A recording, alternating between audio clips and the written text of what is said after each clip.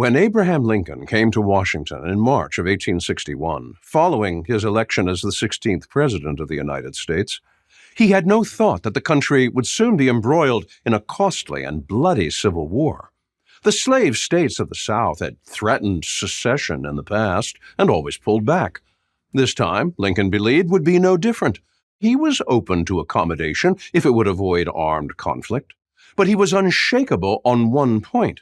Lincoln insisted that secession was a constitutional impossibility and that he was obligated by his presidential oath to defend the integrity of the United States.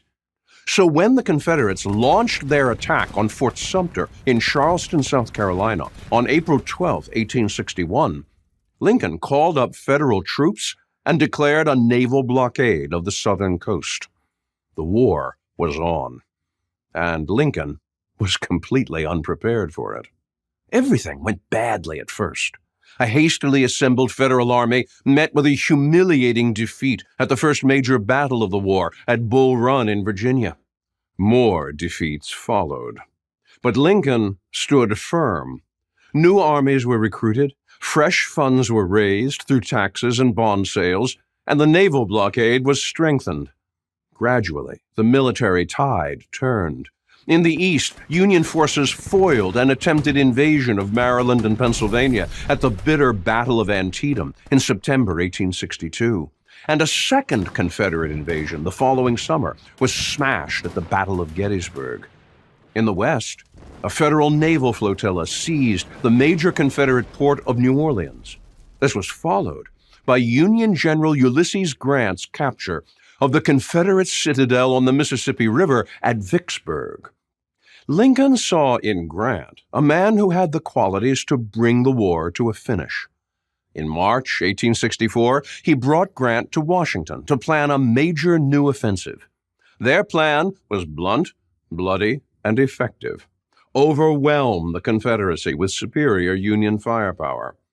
Grant pursued it relentlessly, aided by his equally relentless subordinate, William Tecumseh Sherman. Lincoln rode the wave of Union victories to re-election in November 1864. On April 9, 1865, the war finally came to a close, with Lee surrendering to Grant at Appomattox Courthouse near Richmond, Virginia.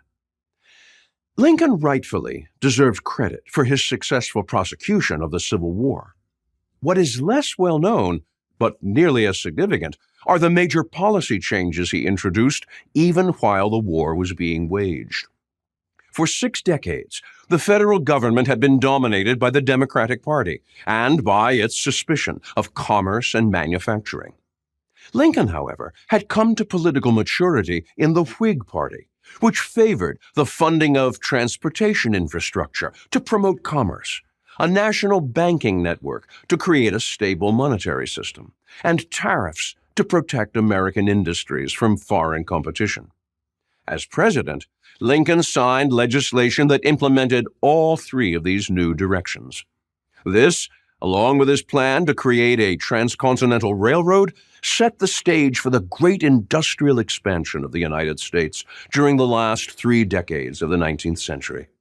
And on January 1, 1863, he issued his Emancipation Proclamation that declared free all the slaves of the rebel Confederacy. This was the precursor to the 13th Amendment to the Constitution in early 1865, forever outlawing slavery in the United States. In all of these labors, Lincoln displayed astonishing resilience and humility in the face of both loss and victory. "I shall do nothing in malice," he wrote in 1862. He was true to his word. By the start of his second term, the first of any president since Andrew Jackson, Lincoln had mastered every aspect of his office.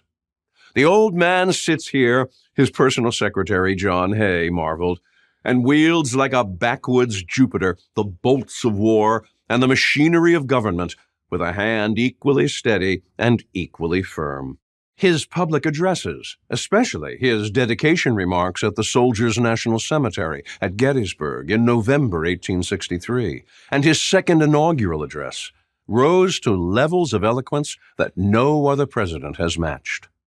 Sadly, Lincoln had little time to savor his triumphs. On April 14th, 1865, only 5 days after Lee's surrender, a fanatical Southern partisan, John Wilkes Booth, shot Lincoln from behind while the president was watching a play at Ford's Theater in Washington.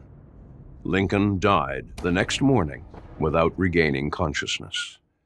All the world mourned. I'm Alan Gelso, author of Abraham Lincoln, Redeemer President, for Prager University.